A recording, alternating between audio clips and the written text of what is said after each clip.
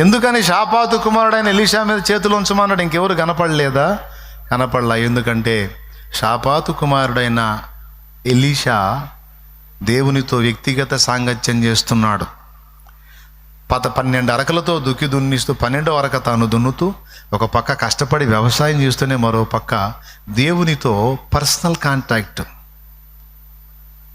కాబట్టి దేవుడు దైవజనుడినే ఆయన దగ్గరకు పంపించాడు. ఎలీషా ఏలియా దగ్గరకు రాలా, ఏలియానే ఎలీషా దగ్గరకు పంపించాడు. అట్లుండాలి మరి. మోకాళ్ళు వేసి దేవుని పాదాలు పడితే నువ్వు శాలేమన్న ఎప్పుడొస్తాడు అనుకోవటం కాదు, వాడే గిరగిర గిరగిర తిరుగుతా నీ దగ్గరకు రావాలి. అది పట్టు. దేవునికి స్తోత్రం కలుగును గాక.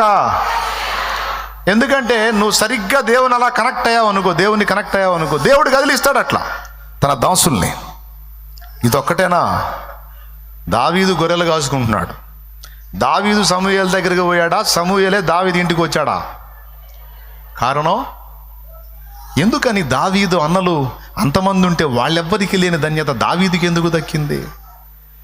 దావీదు కూడా అదే అలవాటు కలిగి ఉన్నాడు.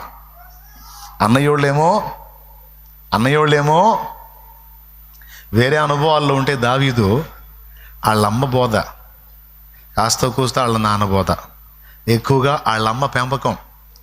ఎందుకంటే 2 చోట్ల నీ సేవకురాలి కుమారుణ్ణయ్యా అన్నాడు. మరి యెషయి కదా తండ్రి, కానీ యెషయి ప్రస్తావన తేడు. మా అమ్మయ్య నీ సేవకురాలు, ఆమె కొడుకునయ్యా నేనని గుర్తు చేశాడు 2 చోట్ల దావీదు.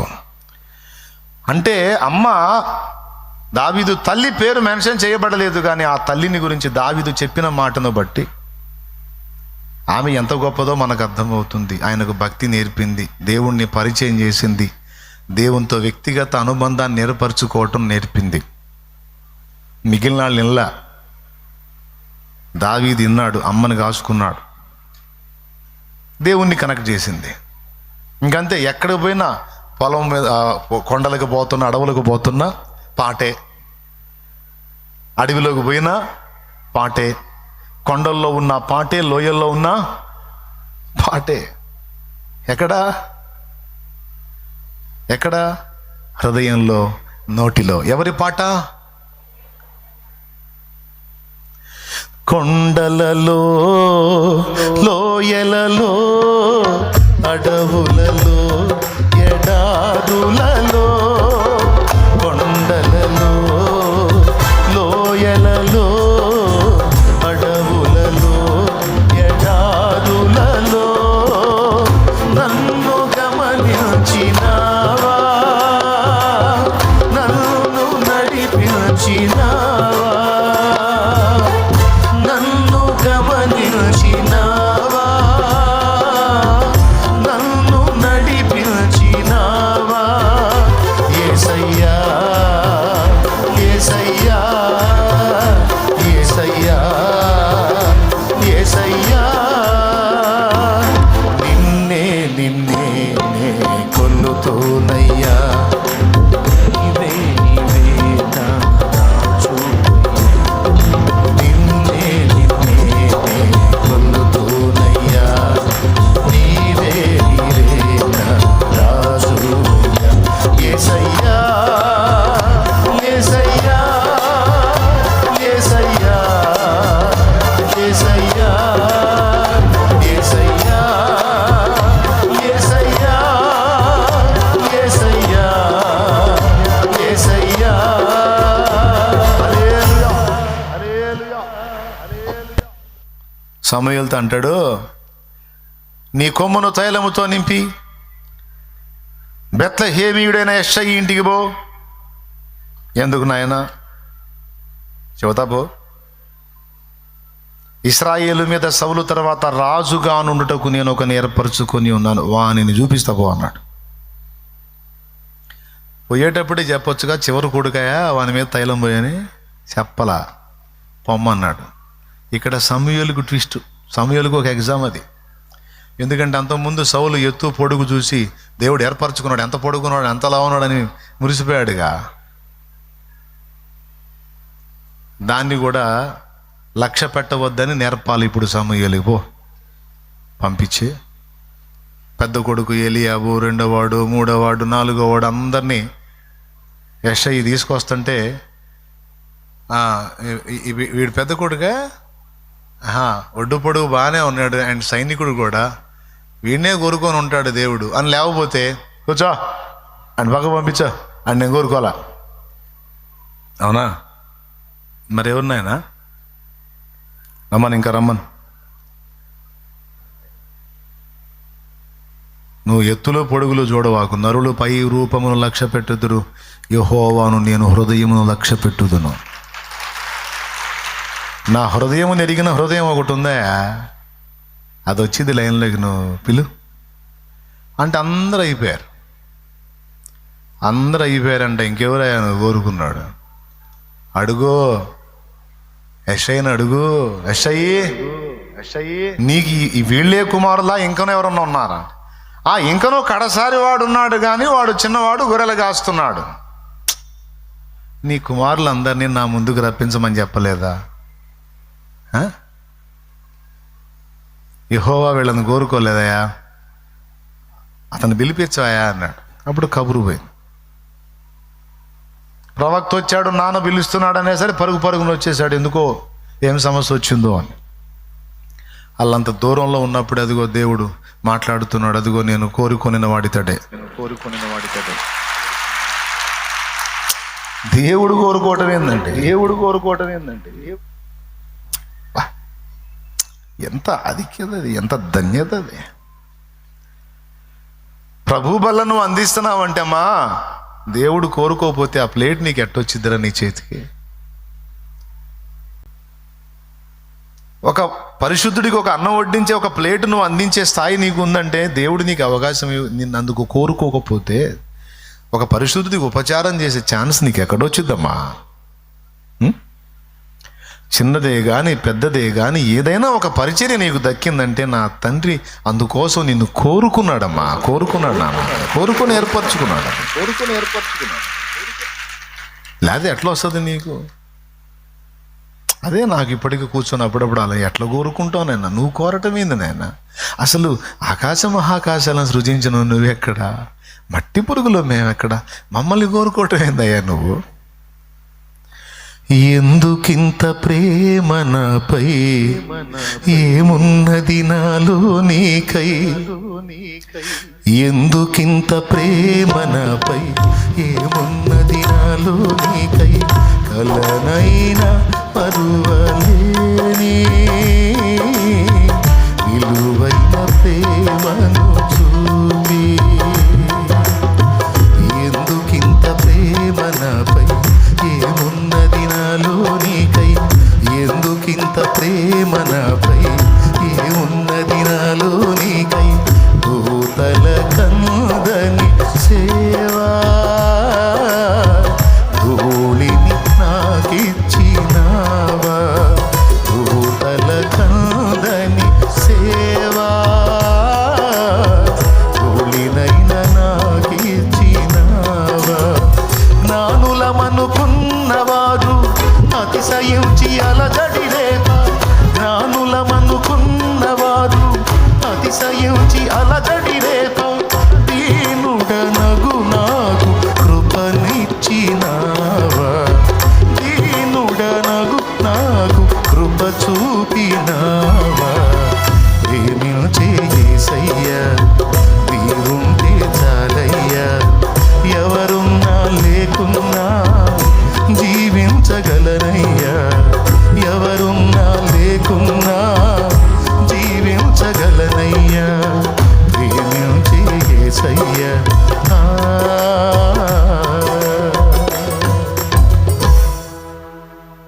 ఇదిగో నేను కోరుకొనిన వాడు వచ్చుచున్నాడు అన్నాడు.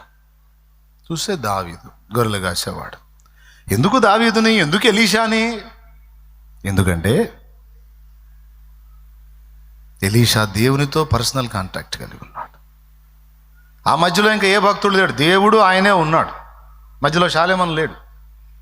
దేవునికి స్తోత్రం.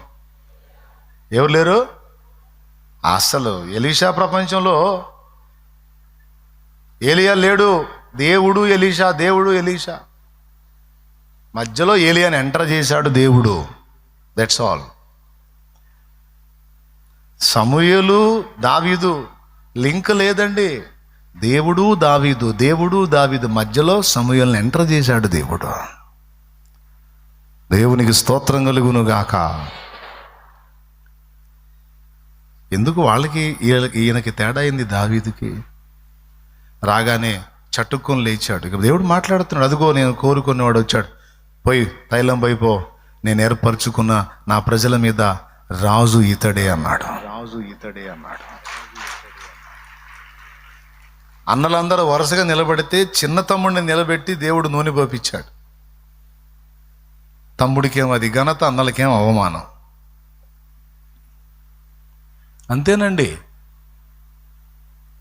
దేవునితో నువ్వు కనెక్ట్ అయ్యావనుకో, నీకంటే గొప్పోళ్ళని నువ్వు అనుకున్న వాళ్ళ ముందు నిన్ను గొప్ప చేసి నిలబెడతాడు ఆయన. తెలుసు. అలా కావాలని నువ్వు ట్రై చేయొద్దు, మళ్ళీ షో చేయొద్దు. అట్లా దేవుణ్ణి కాకబడితే, కొంచెం దేవుణ్ణి అట్లా లైన్ చేసుకుంటే లేవనెత్తుతాడే మనల్ని అని ఆ దుర్బుద్ధితో దేవుణ్ణి కనెక్ట్ అవ్వద్దు. దేవుడి హృదయాన్ని బట్టి నువ్వు దేవునికి కనెక్ట్ అవ్వు. హెచ్చించినా హెచ్చించకపోయినా ఆయన మనసును ప్రేమించను చాలు. ఆయనకి ఇష్టమైతే ఆయన చూసుకుంటాడు. ఆయన హెచ్చిస్తే అంత, హెచ్చించకపోతే అంత. ఆయన కావాలి కానీ మనకి ఎవరు కావాలి? అదే చెప్పు యేసయ్యతో, అదే చెప్పు, ఏమయ్యో నువ్వు హెచ్చిస్తావని ఏదో చేస్తావని కాదు, నువ్వు నాకు నచ్చావు అంతే, నువ్వు నాకు నచ్చావు అంతే. స్తోత్రం. ఏంది? నువ్వు నాకు నచ్చావా, నీ వ్యక్తిత్వం నాకు నచ్చింది, నీ ప్రేమ నన్ను ఆకర్షించింది, చాలు. నువ్వు నా హెచ్చించు, హెచ్చించకపో, ఆశీర్వదించు, ఆశీర్వదించకపో, నువ్వు పట్టించుకోకపో, నిన్ను వదిలి. అదేగా ఇందాక పాడింది మీరు, నా క్షేమాధారము నువ్వే ఈ జగతిలో. ఆక్షేపణ అంటే విమర్శించను, ఏ కొరతలు ఆక్షేపణ చెయ్యను నేను, కలతలలో నేనున్న కలవరపడనయ్యా, నీ తలపులలో నేనున్న అంతే చాలయ్యా. చాలయ్యా, నీ జ్ఞాపకాల్లో నేనుంటే చాలు. నువ్వు నాకు పలావు పెట్టావా, పచ్చడి పెట్టావదో, ఏదో నువ్వే పెడతావుగా. పచ్చడి పెట్టావేంది అనను, పలావు పెట్టావు మంచోడివి అనను. పలావు పెట్టినా పచ్చడి పెట్టినా అసలు పస్తే ఉంచినా నువ్వు మంచోడివే, నువ్వు మంచోడివే, నువ్వు మంచోడు. నాకేమైనా, నేనేమైనా నువ్వు మంచోడివే, నువ్వు నాకు ఇష్టమైన వాటి. అలా హృదయపూర్వకంగా ఏమి ఆశించక దేవునినే ఆశించి నువ్వు దేవునితో నీ మనసును కలుపుకున్నట్టయితే ఇక తర్వాతే ఆయన చూసుకుంటాడు. అన్నలను వరుసగా నిలబెట్టి వాళ్ళ ముందు నూనె పోపిస్తాడండి. వాళ్ళకి గాలి పోయి ఉంటుంది నాకు తెలిసి. అందరినీ పక్కన పంపించి ఒక్కడిని నిలబెట్టాడంటే మొత్తం ఎదవ లెక్కలో చేరినట్టేగా. దేవునికి స్తోత్రం, హల్లెలూయా. మొత్తం పోండి. నా దావీదు ఎందుకే నీ దావీదు, ఏంటి నీ దావీదు అంటే, దావీదుకి నేనంటే పిచ్చిలే, కాకా పడుతున్నాడే, కాకాలు పట్టే టైపు కాదు, అవసరాన్ని తీర్చుకోవడానికి దువ్వే టైపు కాదు. నేను అవసరం తీర్చినా తీర్చకపోయినా దావీదుకి నేనంటే పిచ్చి. నేను సాయం చేసినా చేయకపోయినా వానికి నేనంటే ఇష్టం. వాని హృదయం నాకు తెలుసు. నా దగ్గర ఏదో ఆశించి కాకాలు పట్టాడు, భజన చేయడు. నేను ఇచ్చినా ఇవ్వకపోయినా నన్ను బట్టి సంతోషిస్తాడు. నేనే తన అతిశయం అనుకుంటాడు, నేనే తన ఆనందం అనుకుంటాడు, నేనే తన సంపన్న స్థితి అనుకుంటాడు, ఐశ్వర్యం అనుకుంటాడు. దావీదు వేరు. మరైతే ఇప్పుడేం దావీదు పరిస్థితి అంటే, నన్ను ఇంతగా ప్రేమించిన దావీదు నేను హెచ్చించుకుని ఉంటానా? నా దావీదుని నేను తప్పకుండా హెచ్చిస్తాను. అట్లాగా దేవునితో వ్యక్తిగతంగా లింక్ అవ్వాలండి మీరు. అది మీరు పర్సనల్గా లింక్ అవ్వాలి దేవుడితో. నీకు ఆయనకి నీకు అలాంటి అనుబంధం ఏర్పడాలి. మీలో ఎంతమందికి ఉందో అనుభవం? అలాంటి అనుభవం ఎంతమందికి ఉందో చేతులు ఎత్తండి. అట్లా దేవునితో అనుసంధానం అయిన వాళ్ళు ఎంతమందో, అలా దేవునితో మాట్లాడుకునే వాళ్ళు, అలా దేవుని నడిపింపు పొందుకునే వాళ్ళు ఎంతమందో చేతులు ఎత్తండి. కొంతమంది సిగ్గుపడుతున్నారు, సిగ్గుగా ఉందా? చేతులు ఎత్తండి. అయ్యా స్వామి ఏమైంది, నేనేమంటాను. సంతోషం. ఇంకా కొంతమంది చేతులు ఎత్తలా అంటే మీకు దేవునికి మీకు అలాంటి వ్యక్తిగత అనుబంధం లేదా? అయితే ఇక నుంచి ఏర్పరచుకో. నువ్వు దేవుని పిచ్చోడు అయిపోవాలంతే. సింపుల్గా ఒక మాటలో చెప్పాలంటే, ఎవరు పిచ్చోడి కావాలను? నువ్వు శాలేమన్న పిచ్చోడి కావద్దు, లేదా ఇంకొకటి పిచ్చోడి కావద్దు. నువ్వు దేవుని పిచ్చోడి కావాలి. దేవునితో ఐక్యత చెందాలి. ఎప్పుడైతే దేవునితో అలాంటి అనుభవంలోకి నువ్వు వస్తావో అప్పుడు శాలేమన్న కాదు, శాలేమన్న లాగా నిన్ను చేస్తాడు దేవుడు. ఒకవేళ శాలేమన్న నీ గొప్ప అనిపిస్తుంది, భక్త సింగ్ గారు కాదు, భక్త సింగ్ గారి లాగా నిన్ను చేస్తాడు దేవుడు. ఏ భక్తుడిని నువ్వు గొప్పగా అనుకుంటావో ఆ భక్తుడి లాగా నిన్ను చేస్తాడు. ఆశ అట్లుండాలి కానీ భక్తుడిని ఆశించటం కాదు, భక్తుని లాగా ఉండాలని ఆశించాలి. దేవునికి స్తోత్రం కలుగును కాక. గట్టిగా చెప్పండి ఒకసారి.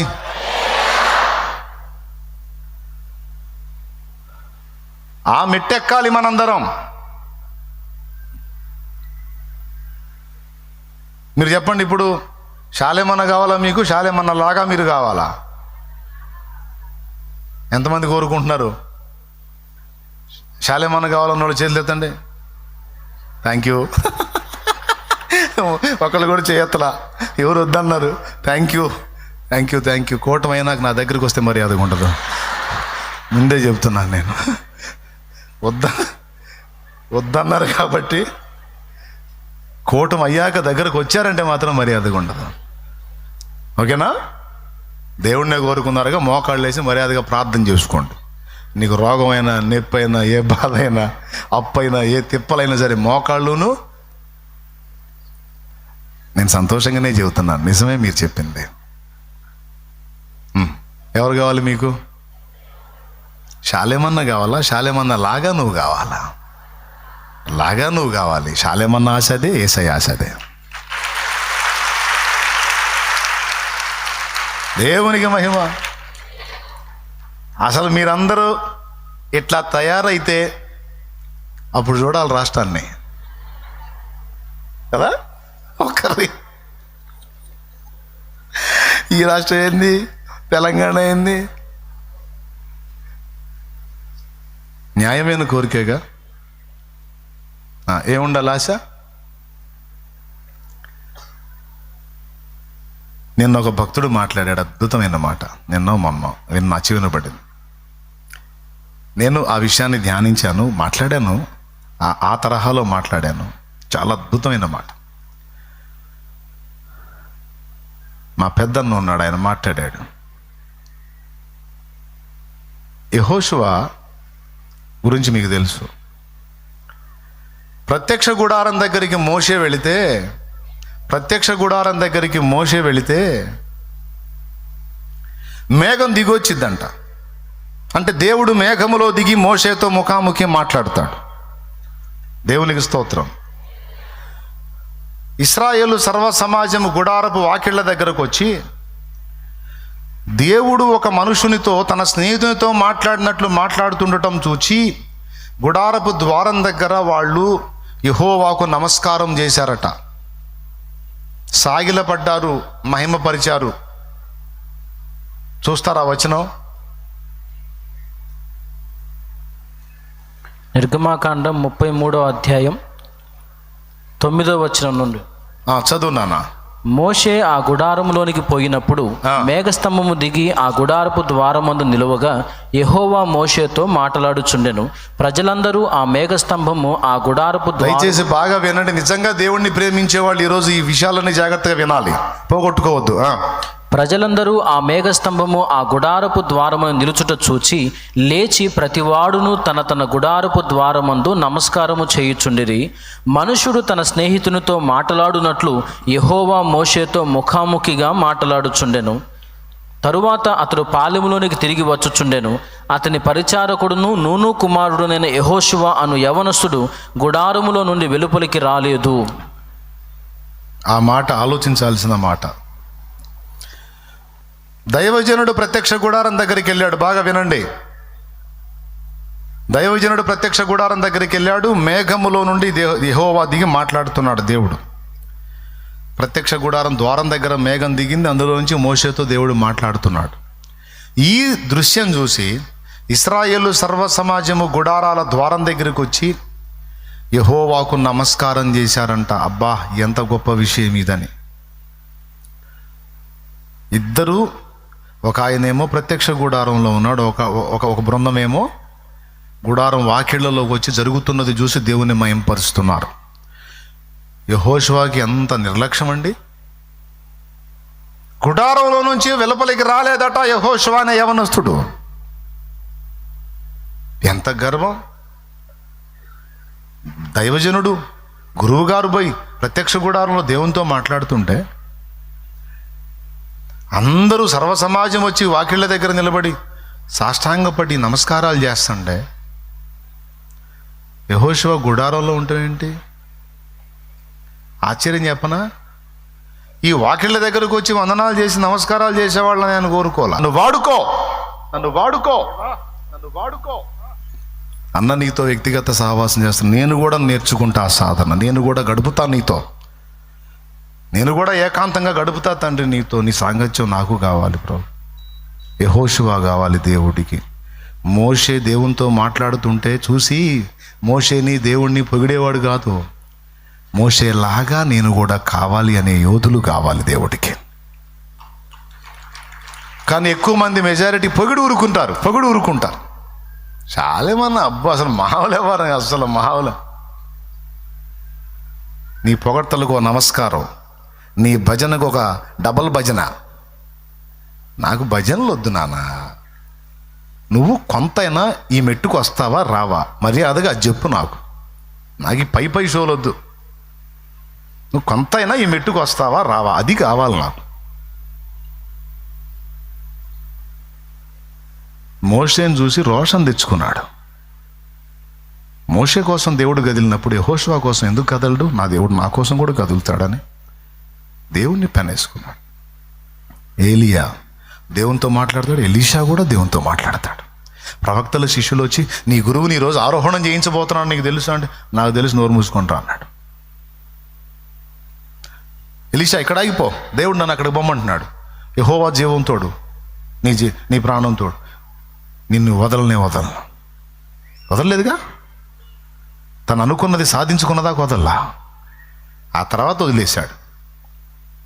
ఆరోహణమై ఏలియా వెళ్తుంటే నా తండ్రి ఇశ్రాయేలుకు రథము రవుతూ నువ్వు వెళ్ళిపోతే మరి ప్రవక్త పరిచయం నేను ఎలా చేయాలి? నీ ఆత్మ నీ మీద ఉన్న అభిషేకం నాకు రాకపోతే నేను ఎలా చేయాలని అడిగితే దుప్పటి పడుద్ది. ఆ దుప్పటి వేసింది ఎవరు? దేవుడు, ఏలియా కాదు.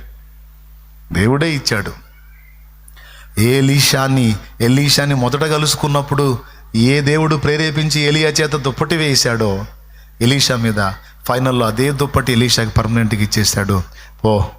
దుప్పటి ఇవ్వటం అంటే ఏంటో తెలుసా? నెక్స్ట్ అభిషేకం ఎలీషాకి పాస్ అయింది. మోషే అభిషేకం యెహోషువకు పాస్ అయింది. నూను కుమారుడైన యెహోషువ నా ఆత్మ కలిగిన వాడు, నీ తరువాత ఇశ్రాయేలు సర్వ సమాజాన్ని నడిపించడానికి అతని మీద నీ చేతులుంచు. నీ మీద ఉన్న ఘనతలో కొంత అతని మీద పెట్టో.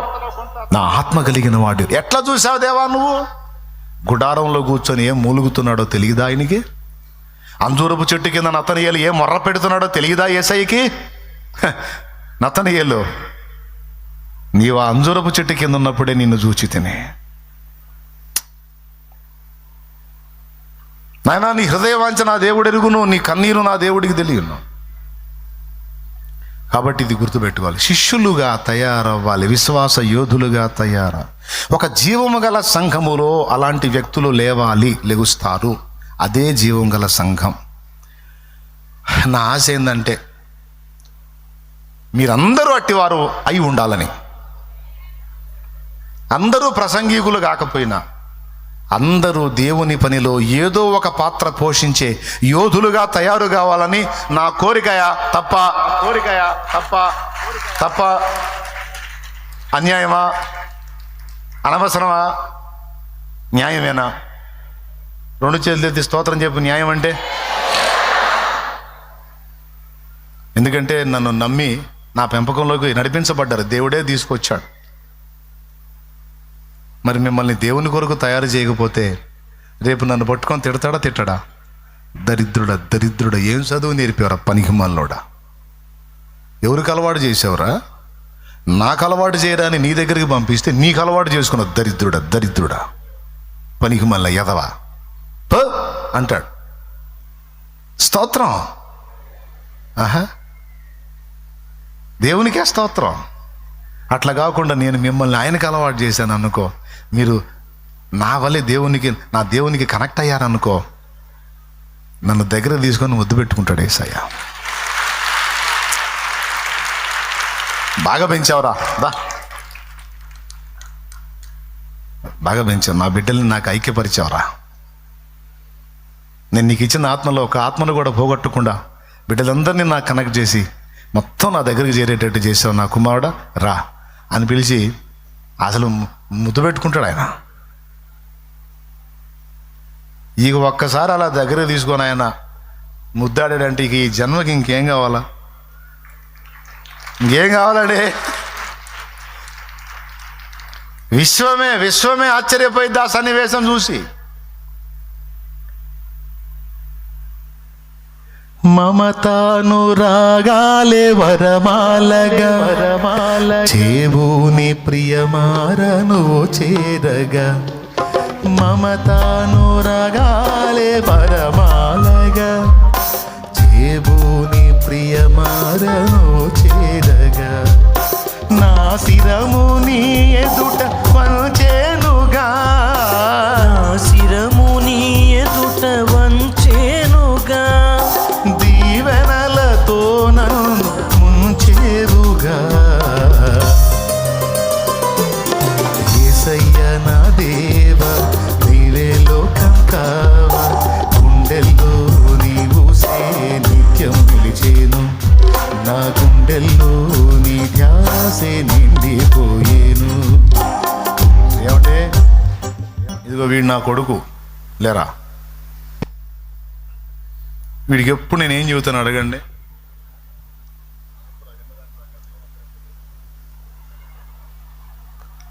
దైవజనులు ఎక్కువగా మాతో చెప్పే మాట ఏంటంటే, నాతో పాటు ఉండటం కాదు కానీ మీరు ఎప్పుడైతే దేవునితో కలుసుకుంటారో, దేవుణ్ణి పొందుకుంటారో, నేను ఎక్కువగా ఆనందించేది, మీ దగ్గర నుంచి కోరుకునేది అదే అని చెప్తాడు ఆయన.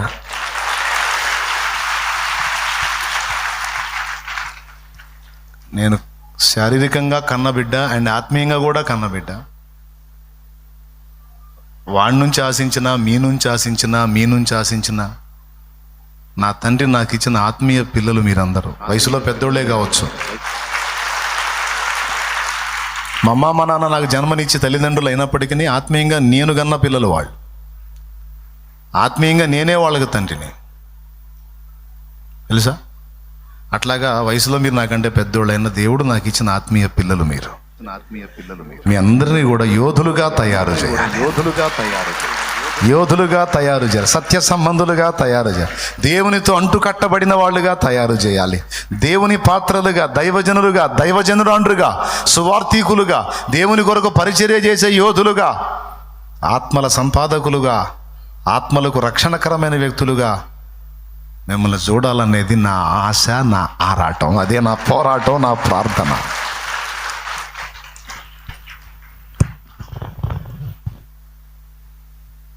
న్యాయమేనా నా కోరిక? వాళ్ళకి నేను ఎప్పుడు అదే చెప్తాను, నా మీద డిపెండ్ అవ్వద్దు, నా కోసం ఎదురు చూడొద్దురా. ఎంతవరకు తెలియదు కదా, కానీ నా ప్రభుతో కనెక్ట్ అయ్యారనుకో, అప్పుడు మీకు ఇంకా తిరుగుండదు. అన్ని సందర్భాల్లో నా నుండి డైరెక్షన్ చేయడు కదా, కానీ నాన్న అందని టైముల్లో కూడా ఆ నాన్న మాత్రం ఎడబాయడురా. దేవునికి స్తోత్రం. ఇప్పుడు నన్ను కన్న తండ్రి, ఆత్మీయంగా రక్షణ నడిపించిన తండ్రి పోయినారు, కానీ ఆయన పోలేదుగా, ఆయన ఉన్నాడుగా. కాబట్టి మీకు అందరికీ చెప్తున్నాను, దయచేసి ఈ అలవాటు నేర్చుకోండి. కొత్తగా వచ్చిన వాళ్ళు ఏదో నా చేతుల కోసం ఎదురు చూస్తున్నారంటే వాళ్ళకి తెలియదు, వాళ్ళకి ఎదుగుదల లేదు, ఇప్పుడే వచ్చారు, వాళ్ళని రానియండి, ఇబ్బంది లేదు. కానీ ఒక ఆత్మీయ అంతస్తుకి ఎదిగి మీరుగా దేవునితో కలుసుకునే ఆ స్థాయికి వచ్చి మీరు ఇంకా పిల్లల్లాగా ఆలోచించవాకండి. ఎంతమందికి అర్థమైందా బాయ్? మంచోడు బుద్ధి మాంసం దగ్గరని కోట అయినాక మీ సంగతి తెలుస్తా. దేవునికి స్తోత్రం. నిజంగా ఈ మాటతో కట్టుబడి ఉన్నారో లేకపోతే గుంపులోకి వచ్చారో చూస్తా నేను.